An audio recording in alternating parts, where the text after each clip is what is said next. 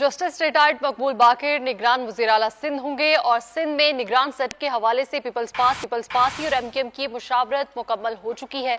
वज़ीर आला सिंध मुराद अली शाह ने क़यादत से मंजूरी ले ली है। निगरान वज़ीर आला के हवाले से कुछ देर बाद बाकायदा तौर पर ऐलान किया जाएगा। आपको बता रहे हैं कि सिंध में निगरान वज़ीर आला का फैसला हो चुका है।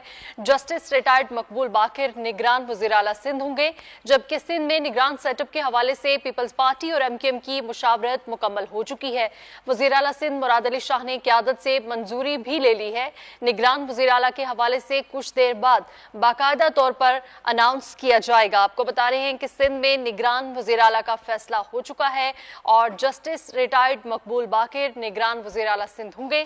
सिंध में निगरान सेटअप के हवाले से पीपल्स पार्टी और एमकेएम की मुशावरत भी मुकम्मल हो चुकी है। वज़ीर आला सिंध मुराद अली शाह ने क़यादत से मंजूरी ले ली है।